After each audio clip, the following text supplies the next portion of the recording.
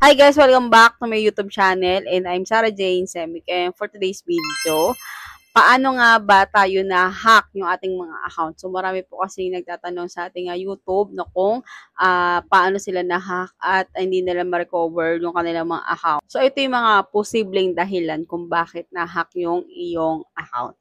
So kung gusto mong malaman kung paano, keep on watching and kung bago ka pa lang sa aking channel, huwag mong kalimutang mag-like and subscribe and click mo yung bell para updated ka na nga sa mga video na upload natin. And simulan natin agad pagkatapos ng aking intro.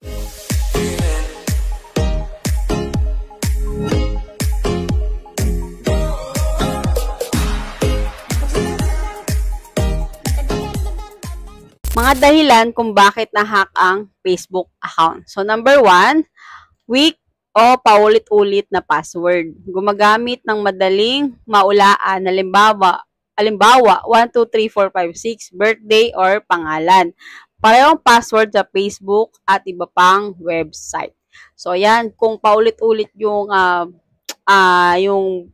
mga password na nilalagay mo, same lang sa lahat ng iyong mga site na nilalagin, ayun, pwedeng possible din yan. So, yung mga password din na weak, for example, birthday or pangalan mo, for example, Sarah, ang pangalan ko ay Sarah Jane, 1, 2, 3, or yung mga birthday mo, ilalagay mo sa dulo lang ng inyong pangalan. So, yun, madali lang po yun maulaan. So, gumamit ka ng mga strong password na hindi talaga maulaan ng kahit sino. Lalo na kung kakilala mo yung hacker. So, siyempre, alam niya yung birthday mo, alam mo yung pangalan mo. So, maari ay posibleng pwede niyang ma-open ito. So, gumamit tayo ng mga kakaibang password at ilista nyo kung makakalimutin kayo, ilista nyo yon at tandaan nyo talaga. So, na kayo lang yung nakakaalam ng password nyo. So, pangalawa, phishing links, fake login pages. Pag-click sa suspicious link na mukhang Facebook login pero fake pala. Pwedeng manggaling sa email, messenger, o fake promos, click here to claim price. So, yung mga example na gano'n na wag po talaga tayo magkiklik ng link. So, phishing link po yung akala mo trusted site, yung pala phishing link pala. Tapos magla-login ka doon ng iyong password, ng iyong username, na wag po talaga. Lalo na kung yung site na yon is kilala. For example, mga bangko, yan. Wag po talaga, lalo na kung doon mo nilalagay lahat ng pera mo sa iyong bangko na yon. Wag po talaga tayo magkiklik ng kahit anong link na manggagaling sa email or messenger or kaya sa mga tumatawag sa atin. Lalo na ngayon na nabalita ngayon na sa isang senior citizens na nahack yung lahat ng kanyang account and nalimas lahat ng kanyang pera sa kanyang bangko at sa mga kanyang e-wallet. So yun ang iwasan po talaga natin na magda-download tayo or mag-install tayo sa ating PC, sa ating cellphone, tapos mag-click tayo ng link. Yun po. Kasi sa kwento nun, yung balita na yun, may tumawag sa kanyang agent galing SSS dahil nga nag-ano siya sa kanyang pension about regarding sa SSS ngayon. So, may tumawag sa kanyang agent ko ng SSS tapos binigay sa kanyang link na pinadala sa kanyang email tapos dinownload niya yon sa kanyang cellphone. So, matagal daw nag-download yon, inabot ng 1 hour. So, nagtaka yung kanyang anak na hindi pa rin daw tapos mag-install yung kanyang tatay sa kanyang cellphone. Yung pala, kinukuha na ng hacker yung information and yung mga nakakonect sa kanyang bangko. So, lahat ng pera niya doon is nalimas. So, yun, iwasan po talaga natin yan. And kung may mga senior tayong mga kakilala or mga magulang natin, yan, turuan po natin sila para makaiwas sila sa mga ganong sistema ng mga hacker. So, wag po talaga tayo magkiklik basta-basta ng mga link. Yan, iwasan po talaga natin yan. And kapag nag-click naman po kayo, huwag kayo basta-basta magda-download or mag-login ng inyong mga username or password kasi delikado. Ayan. So, number 3, public or shared device. Mag-login sa computer shop, school, work, PC, cellphone ng iba nang hindi nag-log out. Ayan. So, kapag nag-login po tayo sa yan, sa school, sa work natin, or sa ibang device, make sure mo po na ilalog out mo talaga yon dahil may mga times na pwedeng magamit pwedeng magamit ng ibang tao yung account mo kasi hindi mo na log out ng maayos. So make sure mo kapag maglalagin po kayo sa ibang device, make sure po na naka-log out po talaga. So number 4, infected device, malware. Kapag may virus, spyware o keylogger ang cellphone o PC, makukuha ang login credentials. So, ito, kapag may virus, spyware o keylogger, ang cellphone, kasi ang keylogger po ay isang software na ginagamit ng mga hacker para po makakuha ng mga credential galing sa cellphone natin or sa ating mga account. So, kapag may ganun po kayo na napasukan po kayo ng gano'n, ng mga keylogger sa inyong account na ginagamit nyo po, yun po, makukuha rin yung mga credentials nyo and pwede kayong ma-hack. Pwede ma-hack yung inyong mga account.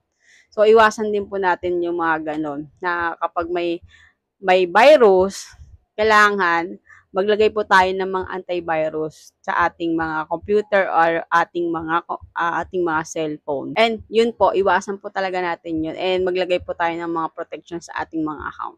Sa ating mga website, sa ating mga PC or sa ating cellphone. So number 5, suspicious app or websites. Pagbibigay ng access sa mga third-party apps, games na hindi legit na hiningi ng login with Facebook. So, yun. Isa pa yan. Sa mga site, kunyari, may mga may mga apps tayo na hihingi ng mga account. Tapos, ililink natin yung ating account doon.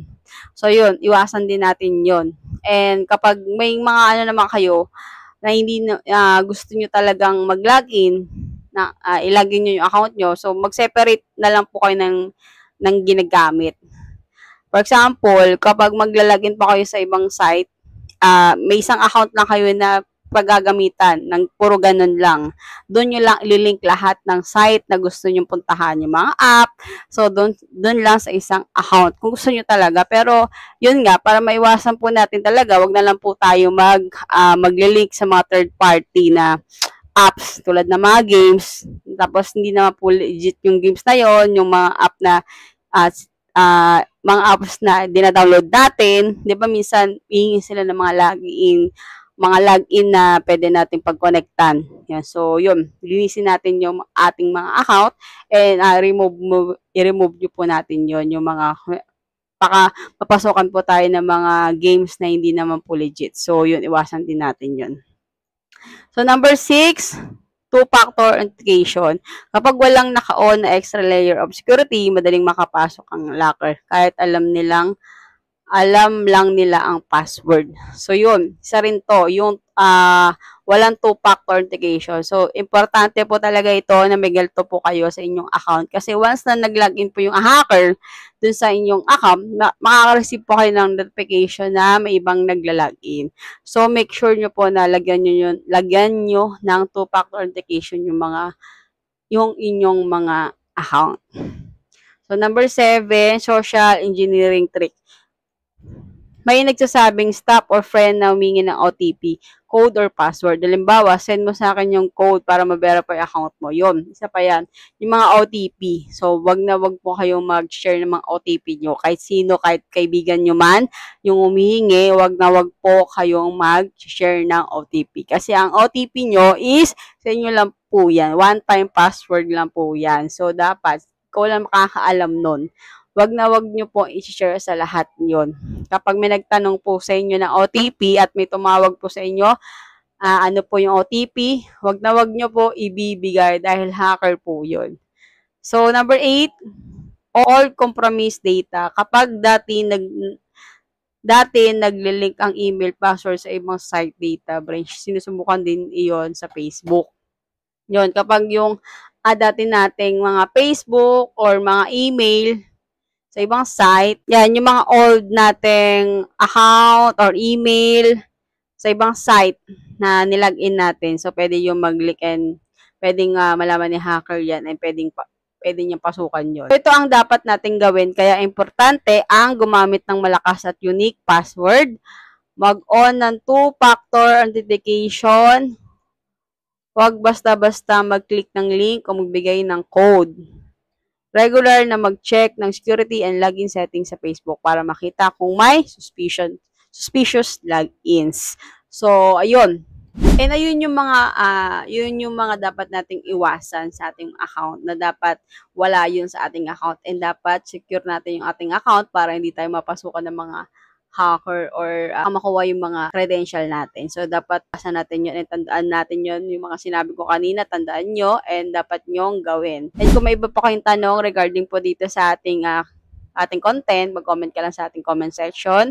And kung mga gusto pa kayong itanong, mag-comment lang po kayo sa comment section. And that's all for today's video. Huwag makalimutang mag-like and subscribe and click mo yung bell para updated ka na nga sa mga video na i-upload natin. And see you next video. Bye!